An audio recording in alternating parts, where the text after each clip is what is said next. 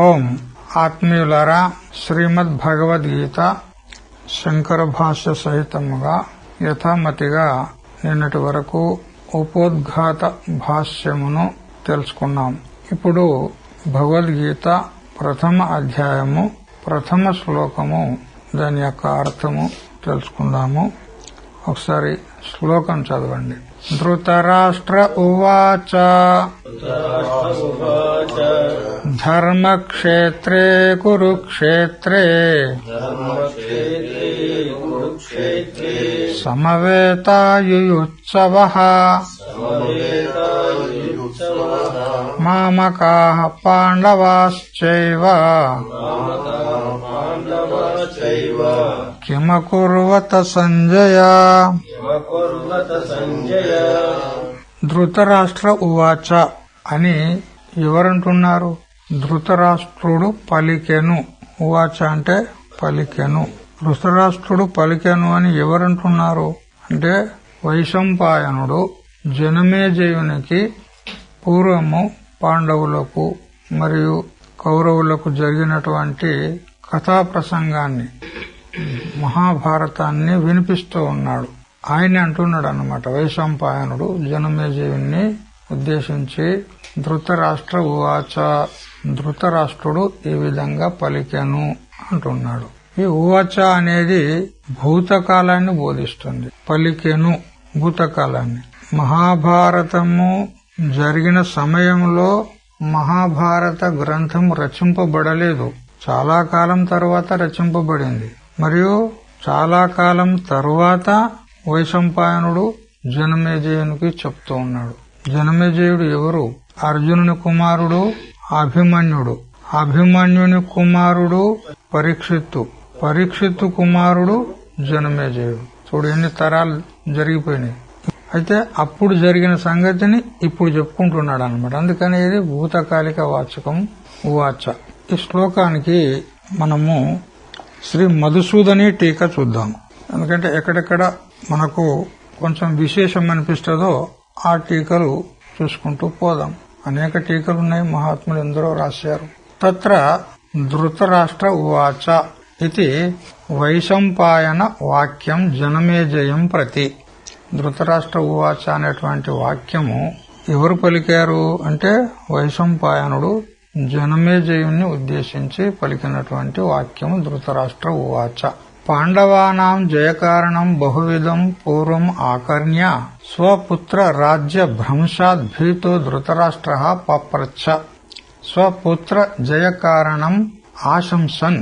పాండవుల యొక్క జయకారణము అనేక విధములుగా ధృతరాష్ట్రుడు విన్నాడు. పూర్వం కూడా అర్జునుడు ఎన్నోసార్లు దుర్యోధనాదులను పరాభవం చేసినాడు.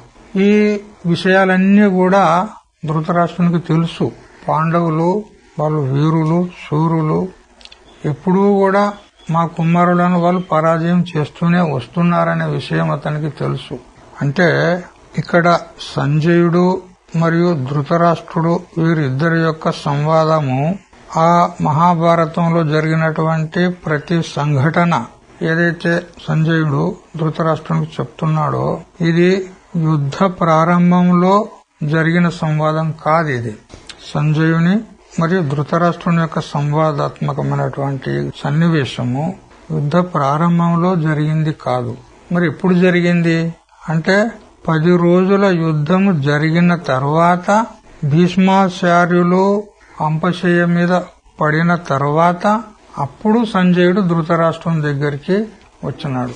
అందుకని పాండవానాం జయకారణం బహువిధం పూర్వం ఆకర్ణ్య.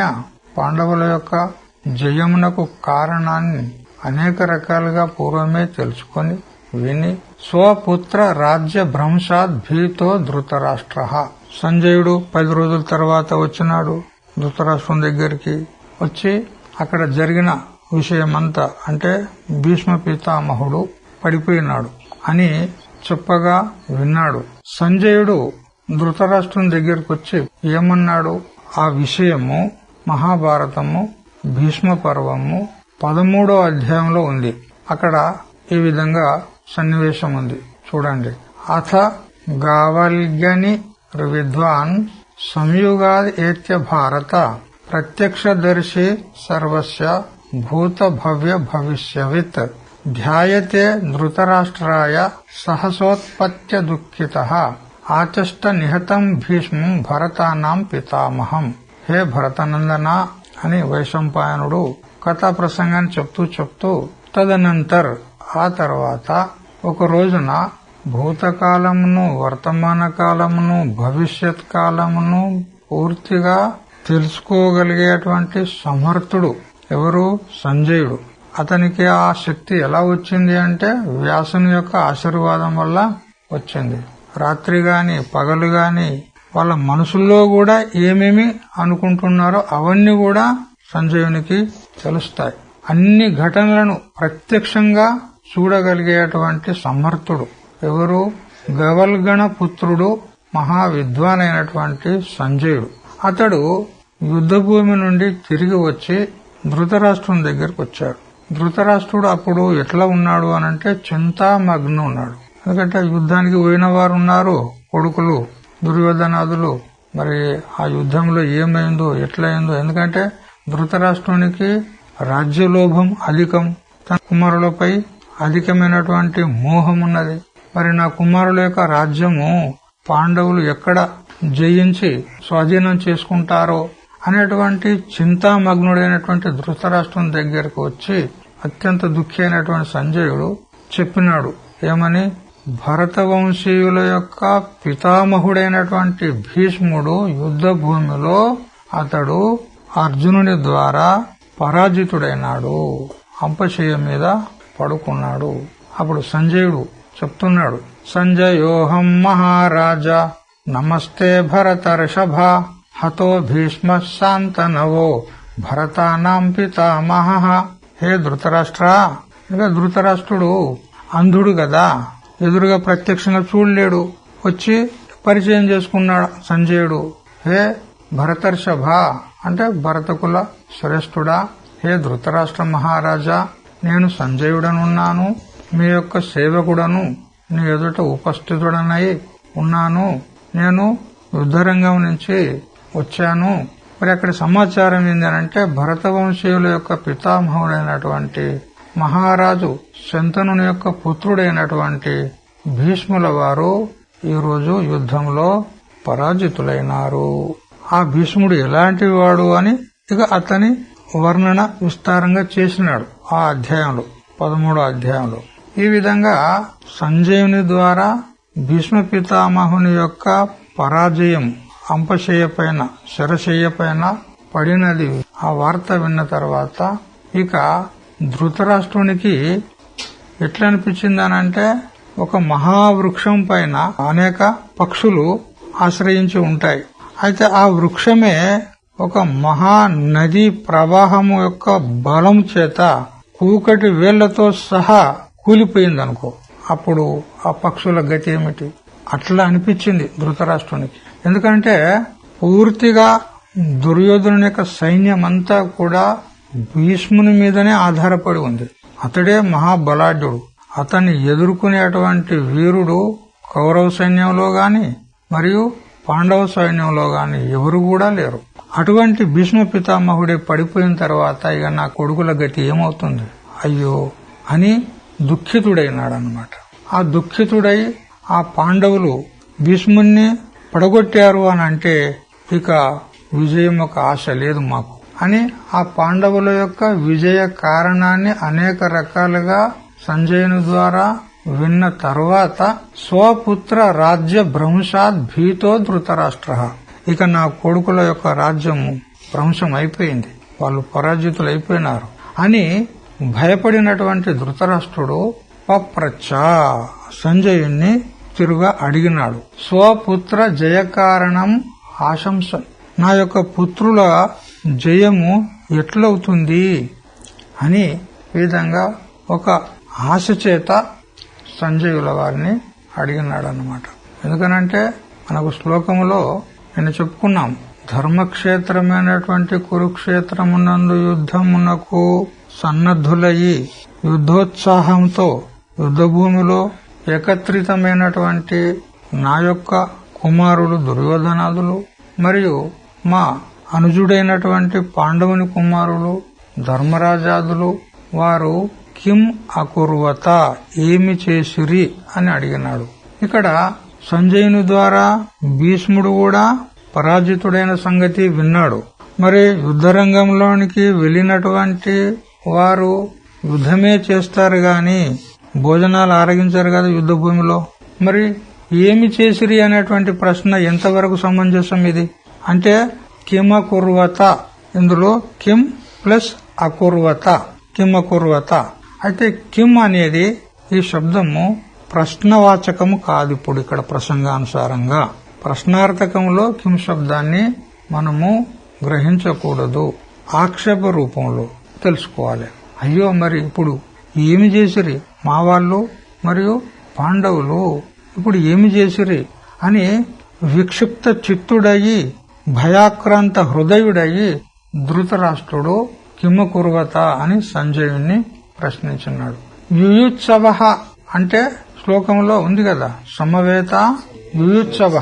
యుయుత్సవ అంటే యోద్ధుం ఇచ్చవ, యుద్ధం చేయుటకు ఇచ్చగించిన వారయ్యి అపి కూడా సంతః అట్లా ఉండి కురుక్షేత్రే సమవేతాః అంటే సంగతాః, కురుక్షేత్రములో సమావేశమైనటువంటి ఏకత్రితమైనటువంటి మామకాహ అంటే మదీయాహ దుర్యోధనాదయ, నా కుమారులైనటువంటి దుర్యోధనాదులు. మరి పాండవాహ చ పాండవులు కూడా, ఎవరు యుధిష్ఠిరాదయ ధర్మరాజు మొదలైనటువంటి వాళ్ళు కిమ కుర్వత అంటే కిం కృతవంతః వారు ఏమి చేసిరి అని అడిగినాడు ధృతరాష్ట్రుడు. పూర్వోద్భూత యుయుత్సానుసారేణ యుద్ధమేవ కృతవంతః, ఏ యుద్ధోత్సాహంతో వాళ్ళు హస్తినాపురం నుంచి కురుక్షేత్రానికి బయలుదేరిరో అదే ఉత్సాహంతోనే యుద్ధమే చేసినారా, ఉత లేక కేనచిన్ నిమిత్తేన యుయుత్సా నివృత్య అన్నదేవ కించిత్ కృతవంతః, ఏదో ఒక నిమిత్తం చేత వారి యొక్క బుద్ధి మారి వారు యుయుత్సను వదిలి అంటే యుద్ధం చేసేటువంటి ఇచ్చను వదిలి మరేదైనా ప్రకారంగా వారు చేశారా చెప్పు సంజయ అని ఈ విధంగా శ్లోకార్థం.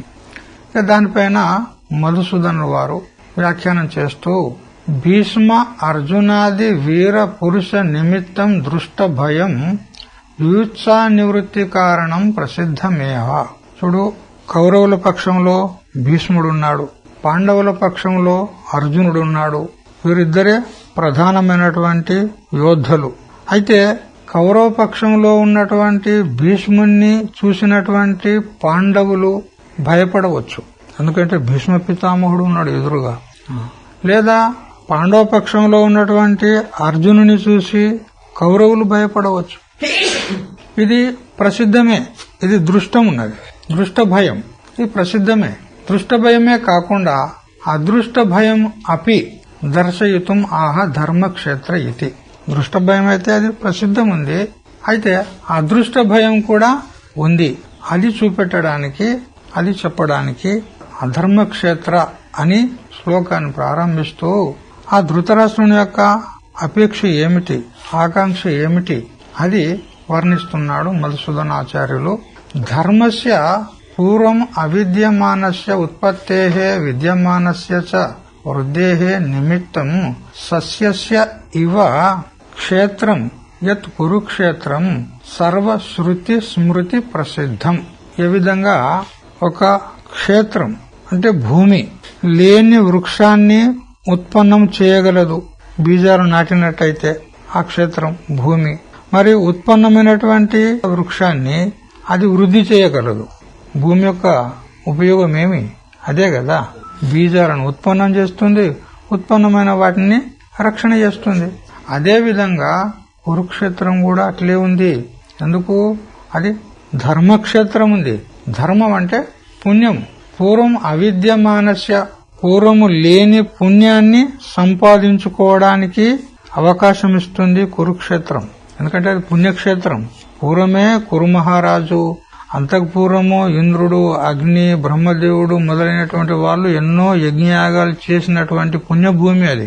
మరియు ఇంద్రుడు స్వయంగా కురుమహారాజుకు వరమిచ్చినాడు, ఎవరైనా సరే ఈ కురుక్షేత్రంలోకి వచ్చి పుణ్యకార్యాలు చేసినట్లయితే అతడు స్వర్గాన్ని చేరుకుంటాడు అని ఈ విధంగా వరము కూడా ఇంద్రుడు కురు మహారాజుకు ఇచ్చినాడు. మరి అటువంటి పుణ్యక్షేత్రము ఏం చేస్తుంది? ధర్మస్య అవిద్యమానస్య, పూర్వం అవిద్యమైనటువంటి పుణ్యాన్ని సంపాదన చేయడానికి అనుకూలిస్తుంది, హేతువు అవుతుంది. మరి విద్యమానస్యాచ, పుణ్యం అతనిలో ఉందనుకోండి. ఒక వ్యక్తి పుణ్యం ఇదివరకే చేసుకొని పోయినాడు ఆ పుణ్యక్షేత్రంలోకి. మళ్లీ పోయినటువంటి వానికి ఈ ఇతడు సంపాదించుకొని ఉన్నటువంటి పుణ్యాన్ని మరింత వృద్ధి చేస్తుంది ఆ కురుక్షేత్రం, ధర్మక్షేత్రం కాబట్టి. అందుకని అటువంటి కురుక్షేత్రం ఏదైతే ఉందో ఆ కురుక్షేత్రము సర్వశ్రుతి స్మృతి ప్రసిద్ధం. సకల శృతులలో మరి స్మృతులలో కూడా ప్రసిద్ధం ఉంది కురుక్షేత్రం. ఎక్కడ ప్రసిద్ధం ఉంది స్వామీజీ అంటే జాబాల శృతిలో, జాబాల ఉపనిషత్తులో ఈ విధంగా చెప్పబడింది. బృహస్పతి ఉవాచ యాజ్ఞవల్క్యం. జాబాల శృతిలో యాజ్ఞవల్కునికి మరి బృహస్పతికి సంవాదాత్మకమైనటువంటి ప్రసంగం ఉంది. అక్కడ యదనుకురుక్షేత్రం దేవానాం దేవయజనం సర్వేషాం భూతానం బ్రహ్మసదనం. ఈ కురుక్షేత్రం ఏదైతే ఉందో అది దేవతలకు యజ్ఞభూమి ఉంది. మరి సకల జీవులు కూడా ఆ కురుక్షేత్రంలో వచ్చి పుణ్యకార్యాలు చేసుకుని బ్రహ్మప్రాప్తిని చేసుకోనగలరు అని శృతి మాత చెప్తోంది, జాబాల శృతి. ఇంతేకాదు శతపథ శృతి కురుక్షేత్రం వై దేవయజనం ఇది శతపథ శృతేహే చ. కురుక్షేత్రము దేవతలకు యజ్ఞభూమి ఉన్నది అని ఈ విధంగా శతపథ శృతి కూడా చెప్తూ ఉంది. అందుకని శృతి స్మృతుల్లో ప్రసిద్ధమైనటువంటిది కురుక్షేత్రం.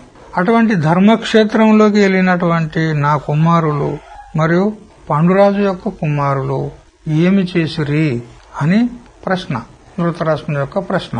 తస్మిన్ గతాః పాండవాః పూర్వమేవ ధార్మికాః యది పక్షద్వయ హింసా నిమిత్తాద్ అధర్మాద్ భీతాః నివర్తర్యన్ తతః ప్రాప్త రాజ్యాః ఏవ మత్పుత్రాః. ధర్మరాజాదులైతే మొదలే పుణ్యాత్ములు. మరి ఆ పుణ్యాత్ములు ఆ ధర్మభూమి అయినటువంటి ధర్మక్షేత్రమైనటువంటి కురుక్షేత్రంలో ప్రవేశించిన తర్వాత వారి యొక్క బుద్ధి మరింత పుణ్య అతిశయము చేత, ఎందుకంటే ఆ భూమి యొక్క ప్రభావం ఏంది, ఇదివరకు పుణ్యం చేసుకున్న వారు ఉంటే వారి యొక్క పుణ్యము అధికమవుతుంది. పూర్వం పుణ్యము లేనటువంటి వారుంటే పుణ్యం ఉత్పన్నమవుతుంది. అటువంటి పవిత్రమైనటువంటి ధర్మక్షేత్రంలో ప్రవేశించినటువంటి ధర్మరాజాదులు మొదలే పుణ్యాత్ములు. మరి ఆ క్షేత్రంలో ప్రవేశించిన తర్వాత వారి పుణ్యాతిశయము అధికమయ్యి వారికి ధార్మికులు కాబట్టి ఈ పక్షద్వయ హింసా నిమిత్తాద్ అధర్మాద్ భీతాః, ఈ ఇరు పక్షాల్లో ఎంతమంది ఉన్నారో వారందరూ కూడా యుద్ధం చేసినట్లయితే మరణిస్తారు. ఇటువంటి హింసాకాండ చేయుట కంటే రాజ్యం యొక్క ఆకాంక్షనే వదులుకుంటే సరిగదా అని ఒకవేళ ధర్మరాజు యొక్క హృదయంలో ఈ సంకల్పం గనక లేచిందనుకో, ఈ బుద్ధి ఉత్పన్నమైందనుకో, అప్పుడు నివర్తయరేను, ధర్మరాజు యుద్ధం మానుకుంటాడు. ఆ తర్వాత మొదలే ప్రాప్తమై ఉన్నటువంటి రాజ్యము కలిగినటువంటి దుర్యోధనాదులకు విజయము అది అనాయాసంగా ప్రాప్తమవుతుంది, యుద్ధం చేయాల్సిన అవసరమే లేదు అనుకున్నాడు ధృతరాష్ట్రుడు. అథవా ధర్మక్షేత్ర మహాత్మ్యేన పాపానామపి మత్పుత్రాణం కాచిత్ చిత్త ప్రసాద స్యాత్. లేదా మరొక రకంగా ఆలోచించినాడు ధృతరాష్ట్రుడు, నా కుమారులైతే మహాపాపాత్ములు, ఇందులో సందేహం లేదు. మరి ఆ పుణ్యభూమిలోనికి పోయిన తర్వాత కదాచిత్ నా పుత్రుల యొక్క బుద్ధి మారవచ్చు కదా. తదాచ తే అనుతప్తాః కపటోపాత్తం రాజ్యం పాండవేభ్యః యది దద్యుః తర్హి వినాపి యుద్ధం హతాః ఏవ ఇతి స్వపుత్ర రాజ్య లాభే పాండవ రాజ్య అలాభే చ దృఢతరం ఉపాయం అపశ్యతః మహాన్ ఉద్వేగః ఏవ ప్రశ్న బీజం. చూడు, కపటము చేత సంపాదించినటువంటి రాజ్యము నా కుమారుల యొక్క రాజ్యం ఏదైతే ఉందో అది ఒకవేళ బుద్ధి మారి దుర్యోధనునికి వారికి ఇచ్చినాడు అనుకో, అప్పుడు నా కుమారులు యుద్ధం చేయకుండానే హతాహ సచ్చిన వారే అయిపోతారు అని ఈ విధంగా తన కుమారులకు రాజ్యలాభం ఏ విధంగా కలుగుతుంది, పాండవులకు రాజ్యం లేకుండా ఏ విధంగా అవుతుంది అనేటువంటి దృఢతరమైనటువంటి ఉపాయమును తెలియజాలక మహానుద్వేగ మహా ఉద్విగ్న చిత్తము కలిగిన వాడయ్యి, విక్షిప్త చిత్తం కలిగిన వాడయ్యి, భయాక్రాంత హృదయుడయ్యి ధృతరాష్ట్రుడు సంజయుణ్ణి ఈ విధంగా అడిగినాడు. ఇది ఆయన అడగడానికి బీజం. అంటే అది ధర్మక్షేత్రము, కురుక్షేత్రము. అక్కడ పోయిన తర్వాత ధర్మరాజుకే బుద్ధి మారవచ్చు, లేదా నా కుమారులకే బుద్ధి మారవచ్చు. అప్పుడు యుద్ధం ఆగిపోవచ్చు. అలాంటప్పుడు మరి రాజ్యం సంగతి ఏంది, నా కుమారులకు దక్కుతుందా లేదా పాండవులకే దక్కుతుందా అనేటువంటి విక్షిప్త చిత్తం చేత ధృతరాష్ట్రుడు సంజయుణ్ణి అడిగినాడు. అయితే శ్లోకంలో సంజయ అన్నాడు కదా, ఈ సంబోధనము ఏ ఉద్దేశంతో అన్నాడు అంటే రాగద్వేషాది దోషాన్ సమ్యక్ జితవాన్ అసి ఇది కృత్వా నిర్వ్యాజమేవ కథనీయం త్వయా ఇది సూచనార్థం. హే సంజయ, నీవు రాగద్వేషాది దోషాలను సమ్యక్ ప్రకారం చేత జయించినటువంటి వాడు. సంజయ సమ్యక్ జయతి రాగద్వేషాన్ ఇది సంజయ. నువ్వు రాగద్వేషాదులను చక్కగా జయించిన వాడవు కనుక హే సంజయ, నువ్వు ఏ విధమైనటువంటి పక్షపాతం లేకుండా కపటం లేకుండా నాకు ఉత్తరం ఇయ్యాలి అని ఈ విధంగా సంజయ అని సంబోధించినాడు. మరొక అర్థం కూడా మహాత్ములు సంజయ శబ్దానికి చెప్పినారు, సమ్యక్ జయతి ఇంద్రియాణి ఇది సంజయ అన్నాడు. ఇంద్రియాలను చక్కగా జయించినటువంటి వాడు కాబట్టి సంజయుడు అంటే వివేకశాలి అని అర్థం. అక్కడ మంచి ప్రజ్ఞావంతుడు, విద్వాన్, వివేకశాలి, మరి వ్యాస భగవానుని చేత అనుగృహీతుడు, మహానుభావుడు సంజయుడు. అందుకని హే సంజయ, నువ్వు పక్షపాతం లేనటువంటి వాడవు కాబట్టి, కపట రహితుడవు కాబట్టి నువ్వు నాకు సమాధానం చెప్పు, ఉత్తరం ఇయ్యి అని ఈ విధంగా సంబోధించి మామకాహ కిమకుర్వత ఇది ఏతావతా ఏవ ప్రశ్న నిర్వాహే పాండవాః చ ఇది పృథక్ నిర్దిశ్య పాండవేషు మమకార అభావ ప్రదర్శనేన తద్రోహం అభివ్యనక్తి. ఇక్కడ ధృతరాష్ట్రుడు శ్లోకంలో మామకాహ పాండవాః చైవ అన్నాడు. ఇక్కడ నా వారు ఏమి చేసిరి, నా కుమారులు ఏమి చేసిరి అని ఇంత మాత్రం అడిగితే సరిపోయింది కదా. మరి పాండవాః చ అని ఈ శబ్దం ఎందుకు ప్రయోగం చేసినాడు అంటే ఈ విధంగా పాండవులను పృథక్గా నిర్దేశించి భిన్నంగా సూచించి ఏం చెప్పినట్లయింది అనంటే పాండవుల యందు ధృతరాష్ట్రునికి ఏ విధమైనటువంటి మమకారం లేదు. మమకార అభావ ప్రదర్శనేన మమకారం యొక్క అభావాన్ని సూచించినట్లయింది. ఇంతేకాదు ఆ పాండవుల పట్ల ధృతరాష్ట్రునికి ఏ ద్రోహ బుద్ధి, ద్వేషబుద్ధి ఉన్నదో అది కూడా ఇక్కడ ప్రకటమైంది. వారు అంటే స్వయంగా తమ్ముని కుమారులే కదా, వారెవరు పరాయి వారా కాదు కదా. కానీ ఇక్కడ పృథగ్గా నిర్దేశం చేస్తున్నాడంటే వాళ్ళ పట్ల ఇతనికి ఏ విధమైనటువంటి మమకారము లేదు, మరియు వారి పట్ల తిరుగా ద్రోహ బుద్ధి ఉంది, ద్వేషబుద్ధి ఉంది. ఇది ఇక్కడ వ్యక్తమవుతుంది.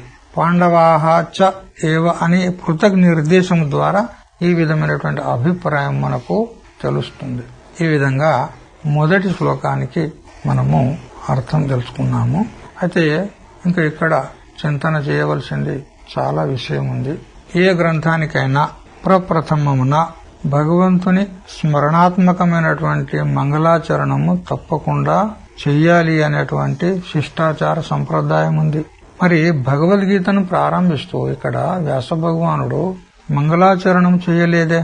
మంగళాచరణం చేయకపోతే చదివేవారికి ఈ గ్రంథం పట్ల ఒక విపరీతమైనటువంటి భావన కలిగేందుకు అవకాశం ఉంది. ఎందుకంటే గ్రంథకర్త ఇతడు ఆస్తికుడా నాస్తికుడా, మంగళాచరణమే చేయలేదనంటే ఇతడు నాస్తికుడు కావచ్చు అనేటువంటి విపరీత ఆలోచన వచ్చేందుకు అవకాశం ఉంది.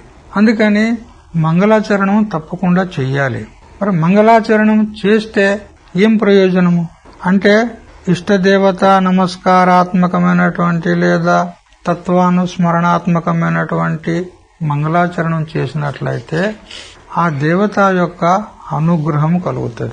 ఆ దేవత అనుగ్రహం చేత ఈ గ్రంథాధ్యయనంలో ఎదురుపడేటువంటి విఘ్నాలు దూరమైపోతాయి. మరియు గ్రంథము సమాప్తమైతది. నిర్విఘ్న పరిసమాప్తి కామో మంగళమాచరేత్.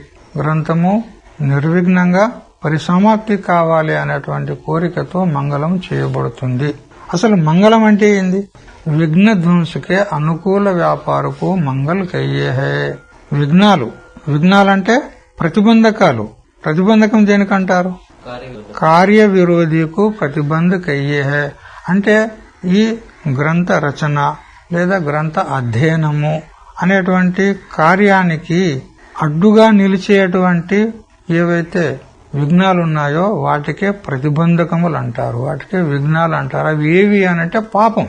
విఘ్నం అంటే పాపం. ఇటు శ్రోతల యొక్క పాపమే కావచ్చు, అటు వక్త యొక్క పాపమే కావచ్చు.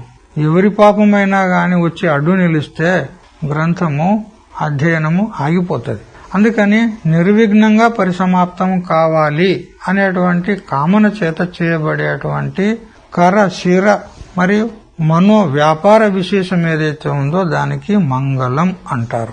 ఈ మంగళం వల్ల నిర్విఘ్న పరిసమాప్తి అనేది ఒక ప్రయోజనము, ఈశ్వర అనుగ్రహము అనేది మరొక ప్రయోజనము, మరియు సంప్రదాయ రక్షణ ఇదొక ప్రయోజనం. ఎందుకంటే మన పూర్వీకులైనటువంటి వాల్మీకులు, వ్యాసులు, వశిష్ఠులు మరియు పూర్వం వేదంలో కూడా ఓంకారాన్ని ఉచ్చరిస్తూ మంగళం చేయబడింది. కాబట్టి ఇది మన హైందవ సంప్రదాయం. అందుకని సంప్రదాయాన్ని రక్షించినట్లవుతుంది. మరియు గ్రంథకర్త పట్ల ఉన్నటువంటి నాస్తిక్య బుద్ధి కూడా దూరమైతుంది. ఓహో, ఇతడు మంగళం చేశాడంటే ఇతడు నాస్తికుడు కాదు అనేటువంటి నాస్తిక్య బుద్ధి దూరీకరణం అనే ఒక ప్రయోజనం ఉంది.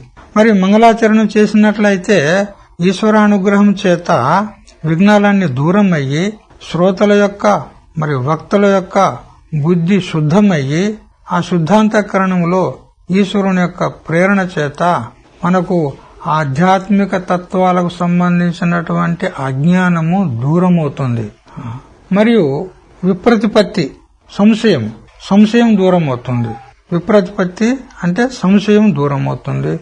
అప్రతిపత్తి అంటే అజ్ఞానం దూరం అవుతుంది. మరియు అన్యతా ప్రతిపత్తి విపరీత భావన కూడా దూరం అవుతుంది. ఇన్ని ప్రయోజనాలు ఉన్నాయి మంగళంలో. అందుకని గ్రంథారంభంలో తప్పకుండా గ్రంథకర్త మంగళాచరణం చెయ్యాలి. ఇంతేకాకుండా మరి శిష్య శిక్షార్థం తన యొక్క అనుయాయులు, శిష్యులు, సాధకులు ఎవరైతే ఉన్నారో వారు పూర్వీకుల వలనే మున్ముందు కూడా మంగళాచరణము చేస్తూ పోవాలి అని శిష్యులకు ఉపదేశించినట్టు కూడా అవుతుంది. ఇవన్నీ ప్రయోజనాలు ఉన్నాయి. అందుకని మంగళాచరణం గ్రంథారంభంలో తప్పకుండా చెయ్యాలి. కానీ వ్యాస భగవానుడు ఈ భగవద్గీతారంభంలో మంగళాచరణం చేయలేదు. ఎందుకు చేయలేదు? చెయ్యాలి కదా. వ్యాస భగవానునికి ఎరకలేదా? అతడు సర్వజ్ఞుడు ఉన్నాడు. మరి ఇక్కడ ఎట్లా అన్వయం చేసేది మంగళాచరణాన్ని అనంటే, చూడు, ఈ భగవద్గీత అనేది స్వతంత్ర గ్రంథము కాదు. మరేమిటి? మహాభారత అంతర్గతమైనటువంటి ఒక ఘట్టము. భగవద్గీత ఘట్టం ఒకటి. అందుకని పృథగ్గా మంగళాచరణం చేయాల్సిన అవసరం లేదు. ఇక్కడ మహాభారతారంభంలో ఏ మంగళాచరణం అయితే చేయబడిందో అదే మంగళాచరణం భగవద్గీత కూడా అన్వయిస్తుంది.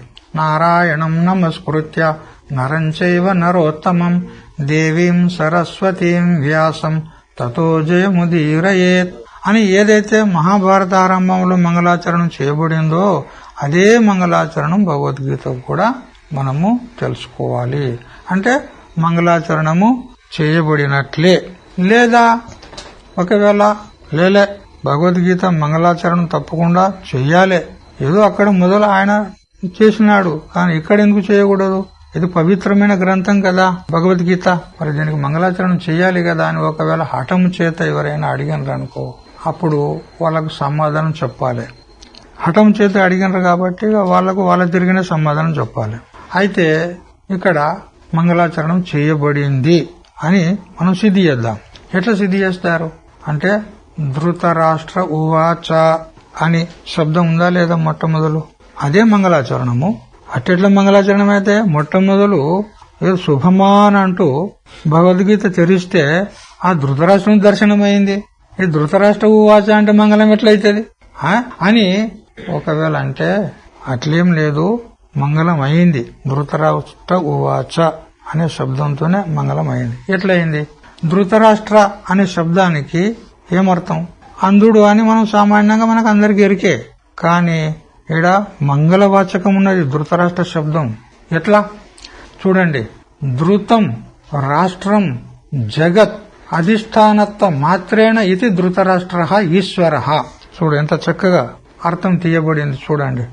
ధృతరాష్ట్ర అనే శబ్దంలో ధృతం అంటే ధరించినాడు, గ్రహించినాడు. ఏమిటి? రాష్ట్రం. రాష్ట్రాన్ని. రాష్ట్రం అంటే ఇక్కడ జగత్, సంపూర్ణ జగత్తే రాష్ట్రం. ఎవరి రాష్ట్రం? ఈశ్వరుని యొక్క రాష్ట్రము. కాబట్టి ఈ సంపూర్ణ జగత్తును ధృతం అంటే ధరించినాడు. ఏ ప్రకారంగా ధరించినాడు? అధిష్టానత్వ మాత్రేణ. ఈ సంపూర్ణ జగత్తును అధిష్టాన రూపంలో ఉండి ధరించినాడు. ఎవరు? ఈశ్వర, ఈశ్వరుడు. ఎందుకంటే సంపూర్ణ జగత్తుకు అంతటికి కూడా అధిష్టానం ఎవరు? ఈశ్వరుడు. శుద్ధ చైతన్యం కాదు. శుద్ధ చైతన్యంలో జగత్తే లేదు. ఎప్పుడైతే ఆ శుద్ధ చైతన్యమునకు మనము కల్పితమైనటువంటి మాయను ఆరోపిస్తామో అప్పుడు ఆ మాయా విశిష్టుడైన ఈశ్వరుడు జగత్ కారణమైనాడు. అందుకని ఈ సంపూర్ణ జగత్తును అధిష్టాన రూపంలో ఈశ్వరుడు ధరించి ఉన్నాడు. కాబట్టి ధృతరాష్ట్ర అనే శబ్దానికి అర్థం ఏమిటి? ఈశ్వర. మరి ఈశ్వరుని స్మరణ అయిందా లేదా? ఇక్కడ మరి మంగళం అయిందా లేదా? మంగళాచరణం అయిపోయింది అని ఇది ప్రౌఢీవాదం చేత సమాధానం. ఇది సరైన సమాధానం కాదు. ఏదో హఠం చేత అడిగండి ప్రౌఢీవాదం చేత ఈ విధంగా సమాధానం చెప్పడం అయింది. అందుకని ఈశ్వర స్మరణం మంగళం భవతి. ఈశ్వరుని యొక్క స్మరణము ఏదైతే ఉందో అదే మంగళము అయింది. లేదా వాస్తవంగా భగవద్గీత ఎక్కడ ప్రారంభమైంది? ఈ మొదటి అధ్యాయం 47 శ్లోకాలు, రెండో అధ్యాయం 10 శ్లోకాల వరకు భగవద్గీత యొక్క ప్రస్తావన మాత్రమే. ఇది భగవద్గీత కాదు. భగవద్గీతకు ప్రస్తావన. మరి భగవద్గీత ఎక్కడ ప్రారంభమైంది? రెండో అధ్యాయము 11వ శ్లోకం. అక్కడి నుంచి అక్కడ శ్రీ భగవానువాచ అనే శబ్దం వస్తుంది. శ్రీ భగవానువాచ అయినాక అశోచ్యవానన్య శోచస్తం ప్రజ్ఞావాదాంచ భాషస్య అని అంటూ 11వ శ్లోకం ప్రవృత్తమైంది. అక్కడ శ్రీ భగవాన్ అనే శబ్దం ఏదైతే ఉందో ఆ భగవాన్ అనే శబ్దం చేత భగవంతుని యొక్క స్మరణ అయింది. మరి మంగళమైనట్లే. భగవంతుని యొక్క స్మరణ అయిందంటే మంగళమైనట్లే అని ఈ విధంగా ఒక రకంగా సమాధానం చెప్పబడింది. కొందరు మరొక రకంగా విచారం చేశారు. భగవద్గీత ఈ మొదటి అధ్యాయంలోనే అథ వ్యవస్థితాన్ దృష్టా ధర్తరాష్ట్రాన్ కపిధ్వజ అంటూ అథ శబ్దం వచ్చింది. అక్కడ ఆ అథ శబ్దం చేతనే మంగళం అయిపోయిందని కొందరు అంటారు. ఎందుకంటే అథ శబ్దం మంగళవాచి. ఎందుకు? ఓంకారశ్చాత శబ్దశ్చ ద్వావేతో బ్రహ్మణ పురా కంఠం భిత్వా వినిర్యాతౌ తస్మాన్మాంగలికావుభౌ అంటూ నారదీయ పురాణం చెప్తుంది. ఓంకారము మరియు అథ అనేటువంటి ఈ రెండు శబ్దాలు మంగళవాచకములు అంటాడు. ఎందుకు మంగళవాచకములు అంటే సృష్టి ఆరంభంలో ప్రప్రథమమున బ్రహ్మదేవుని యొక్క ముఖారవిందం నుండి వెలువడినటువంటి ఈ రెండు శబ్దాలు ఏవి? ఓం మరియు అథ. అందువల్ల అథ శబ్దం మంగళవాచకం ఉన్నది. కాబట్టి అథ శబ్ద ఉచ్చారణతోనే మంగళం అయిపోయింది. అందుకని మరి ఇప్పుడు భగవద్గీతకు మంగళాచరణం చేయబడినట్టా కాదా?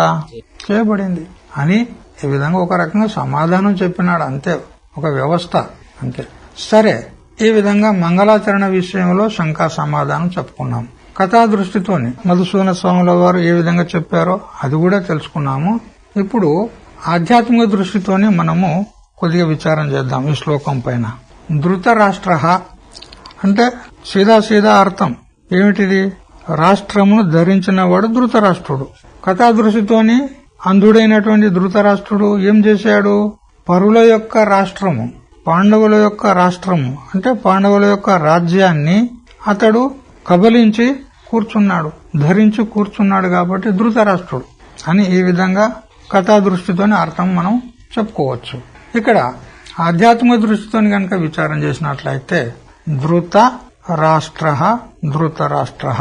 రాష్ట్రం దేనికంటారు మొదలు తెలుసుకోవాలి. రాష్ట్రం వినండి, రాజతే ప్రకాశతే ఆత్మ ఏన యస్మిన్ వా రాష్ట్రం. రాజ ప్రకాశనే అనేటువంటి ధాతువుతో ఏర్పడింది రాష్ట్ర శబ్దము. రాజ అంటే రాజతే అంటే ప్రకాశతే, ప్రకాశిస్తుంది. ఎవరు? ఆత్మ. ఏన అథవా యస్మిన్, ఆ ఆత్మ దేని చేతనైతే ప్రకాశింపబడుతుందో అంటే తెలియబడుతుందో లేదా దేని యందు ప్రకాశిస్తుందో అది రాష్ట్రం. ఏది? శరీరం. చూడు, ఆత్మ సాక్షాత్కారం కావాలంటే మనకు ఎక్కడైతుంది చెప్పండి? శరీరం నందేనా కాదా? అందుకని దేని చేతనైతే ఆత్మ అనుభూతి కలుగుతుందో, ఆత్మ ప్రకాశిస్తుందో, ఆత్మ తెలియబడుతుందో లేదా దేని యందు ఆత్మ ప్రకాశిస్తుందో, ఈ శరీరంలో కూటస్థ రూపంలో ఆత్మ ప్రకాశిస్తుందా లేదా? ఆత్మ ప్రకాశంలోనే ఈ జగత్తు, ఈ రాష్ట్రం ఏది? శరీరం. ఇది మనుగడ సాగిస్తుంది. ఇంద్రియాలు పనిచేస్తున్నాయి, శరీరము పనిచేస్తుంది, మరియు ప్రాణం పనిచేస్తుంది. అన్ని వ్యవహారాలు జరుగుతూ ఉన్నాయి. అందుకని ఈ శరీరము చేత ఆత్మ ప్రకాశింపబడుతుంది లేదా శరీరం నందు ఆత్మ ప్రకాశింపబడుతుంది. కాబట్టి ఈ శరీరమే రాష్ట్రం. అర్థమైందా? ఈ రాష్ట్రాన్ని అంటే ఈ శరీరాన్ని ఎవడు ధరించిండో వాడు ధృతరాష్ట్రుడు. ధృతం రాష్ట్రం ఇదం శరీరం అహంతయా మమతయా చ ఏన సహ ధృతరాష్ట్ర. ఈ రాష్ట్రాన్ని అంటే ఇదం శరీరం, ఈ శరీరాన్ని ఎవరైతే అహంకార మమకారయుక్తుడయ్యి ధరిస్తున్నాడో, స్వీకరిస్తున్నాడో వాడు ధృతరాష్ట్రుడు. ఎవడు? జీవుడు, చిదాభాసుడు. ఇదం రాష్ట్రం, ఈ శరీరం. ఎందుకంటే ఈ శరీరమే రాష్ట్రం. ఇదం శబ్దం చేత తెలియబడేటువంటి ఈ శరీరం ఏదైతే ఉందో దీన్ని అహంతయ మమతయ, అహంకార మమకారముల చేత ఎవడైతే దీన్ని ధరిస్తున్నాడో అంటే అభిమానిస్తున్నాడో, ధరించడం అంటే ఇక్కడ అభిమానించడం ఏదైతే ఉందో ఆ అభిమానించేవాడే ధృతరాష్ట్రుడు. ఎవడు? తామస అహంకార చిదాభాస అజ్ఞాని జీవ. తామస అహంకారం, ఈ అహంకార మమకారాలు ఏ గుణంలో ఉంటాయి? తామస గుణంలో ఉంటాయి. తామస అహంకారం అజ్ఞాని జీవుడు, చిదాభాసుడు. అయితే ఈ జీవుడు ధృతరాష్ట్రుడు, వీడు ఈ శరీరాన్ని అభిమానించి ఈ శరీరంలో ఏవైతే తామస వృత్తులు రాజస వృత్తులు లేస్తూ ఉంటాయో వాటిని అభిమానిస్తాడు. మమకాహ, నావారు. ఈ తామస అహంకారానికి నావారు అని చెప్పడానికి ఎవరు ఇక్కడ అంటే రాజస వృత్తులు తామస వృత్తులు వాళ్లే ఇక్కడ ఆ అంధుడైనటువంటి చిదాభాసునికి, అజ్ఞాని జీవునికి మామకులు, తనవారు. పరాయి వాళ్ళెవరు అంటే సాత్విక వృత్తులు. పాండవాహ. పాండవాహ అనే శబ్దంలో పాండుర శబ్దం. పాండు అంటే తెలుపు అనే అర్థం, తెలుపు అంటే సత్వగుణం అనే అర్థం. అంటే సాత్విక వృత్తులు పాండవులు, తామస రాజస వృత్తులు దుర్యోధనాదులు. కాబట్టి మామకాహ పాండవాహ చ అని ఈ విధంగా చెప్తూ తామస రాజస వృత్తులను తనవారుగా, సాత్విక వృత్తులను పాండవులుగా ఇక్కడ మనము గ్రహించాలి. ఇక్కడ ధర్మక్షేత్రే కురుక్షేత్రే అన్నాడు. క్షేత్రం అంటే దేనికంటారు? క్షేత్రం అంటే భూమి, ఇది సాధారణ అర్థం. కానీ ఆధ్యాత్మిక దృష్టితో క్షీయంతే పుణ్యపాపాత్మకాని ప్రారబ్ధ కర్మాన్ని ఏన తత్ క్షేత్రం శరీరం. పుణ్యపాప రూపమైనటువంటి ప్రారబ్ధ కర్మలన్నీ కూడా దేని ద్వారా క్షీణింపబడతాయో అది క్షేత్రం. ఏది? శరీరం. క్షీయంతే పుణ్యపాపాత్మకాని ప్రారబ్ధ కర్మాణి. పుణ్యపాప రూపమైనటువంటి ప్రారబ్ధ కర్మలన్నీ కూడా దేని చేతనైతే నశింపబడతాయో అది క్షేత్రం. ఎందుకంటే మన ప్రారబ్ధము క్షయం కావాలంటే ఈ శరీర రూప ఉపాధి అవసరం. ఈ శరీరమే ప్రారబ్ధాయత్తం ఉన్నది. కాబట్టి మన ప్రారబ్ధము ఏ విధంగా ఖర్చు అవుతుంది, ఏ విధంగా నాశనం అవుతుంది? ఈ శరీరం ద్వారానే. ప్రారబ్ధం సుఖాన్ని దుఃఖాన్ని ఇస్తూ ఉంటుంది. జీవుడు ఈ శరీరం ద్వారా అనుభవిస్తూ ఉంటాడు. అందుకని ప్రారబ్ధ కర్మలు ఈ శరీరం ద్వారా నశించిపోతూ ఉంటాయన్నమాట. అందుకని ఈ శరీరానికే క్షేత్రం అన్నాడు. స్వయంగా భగవంతుడే చెప్పాడు కదా 13వ అధ్యాయంలో. ఏమని చెప్పాడు? ఇదం శరీరం కౌంతేయ క్షేత్రమిత్యభిధీయతే అన్నాడు.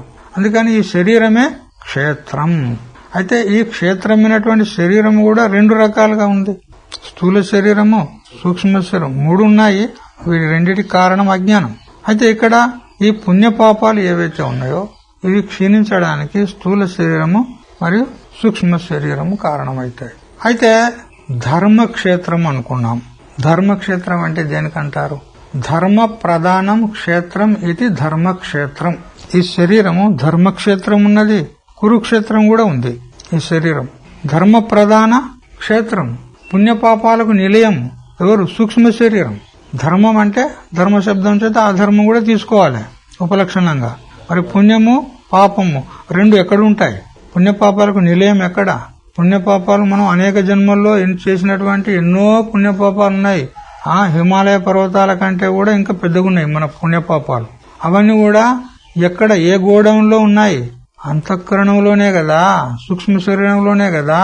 అందుకని సూక్ష్మ శరీరము పుణ్యపాపాలకు నిలయం కాబట్టి ఇక్కడ ఈ సూక్ష్మ శరీరానికి ధర్మక్షేత్రం అని తెలుసుకోవాలి.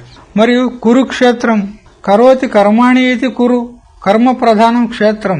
స్థూల శరీరం మనం కర్మ చేస్తాము. దీంతో చేస్తాం స్థూల శరీరంతోనే కదా. ఆదానము ప్రధానము, రావడము పోవడము, సకల కర్మలన్నీ కూడా స్థూల శరీరంతో మనం చేస్తున్నాం కాబట్టి కరోతి కర్మాణి ఇది కురు, కర్మ ప్రధాన క్షేత్రం స్థూల శరీరం.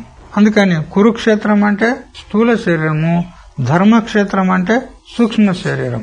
ఇక ఇందులో మామకాహ అనంటే రాజస తామస వృత్తులతో కూడినటువంటి కర్మేంద్రియాలు.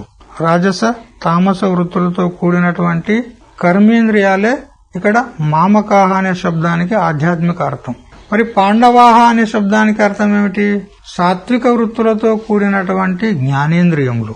ఇవి పాండవాహ సాత్విక వృత్తులు, జ్ఞానేంద్రియాలు. ఎందుకంటే జ్ఞానేంద్రియాలు సత్వగుణ కార్యం కదా. ఆకాశం యొక్క సత్వగుణ కార్యం శ్రోత్రము, మరియు వాయువు యొక్క సత్వగుణ కార్యం స్పర్శేంద్రియము, మరియు అగ్ని యొక్క సత్వగుణ కార్యం నేత్రేంద్రియం, మరియు జలం యొక్క సత్వగుణ కార్యం రసనేంద్రియం, మరి పృథ్వీ యొక్క సత్వగుణ కార్యము ఘ్రాణేంద్రియం. సత్వగుణ కార్యాలు కాబట్టి పాండవ అంటే పాండురం అంటే తెలుపు, తెలుపు అంటే సత్వం. మనకు శ్వేతాశ్వత ఉపనిషత్తులో కూడా చెప్పింది కదా, అజామేకాం లోహిత శుక్ల కృష్ణం. అజ అంటే అజ్ఞానం మాయ, లోహిత శుక్ల కృష్ణం అంటే సత్వ రజ తమ గుణాల చేత కూడుకొని ఉంది అని ఉపనిషత్ మాత చెప్పింది కదా. శుక్ల అంటే తెల్లని అంటే సత్వగుణం, కృష్ణ అంటే నల్లని అంటే తమో గుణం, మరియు లోహితం అంటే ఎరుపు రజోగుణం. ఈ 3 గుణాలతో కూడుకున్నది. అందువల్ల ఇక్కడ శుక్లం పాండురము అంటే సత్వగుణం అని తెలుసుకోవాలి. ఆ సాత్వికమైనటువంటి వృత్తులతో కూడినటువంటి జ్ఞానేంద్రియాలే ఇక్కడ పాండవులు అని తెలుసుకోవాలి. మరి ఇంకా దీని మీద తెలుసుకోవాల్సిన విషయం ఇంకా ఉంది, అది తర్వాత తెలుసుకుందాం. హరి ఓం తచ్చత్. ఓం సహనావతు సహనౌ భునక్తు సహ వీర్యం కరవావహై తేజస్వినావధీతమస్తు మా విద్విషావహై. ఓం శాంతి శాంతి శాంతి.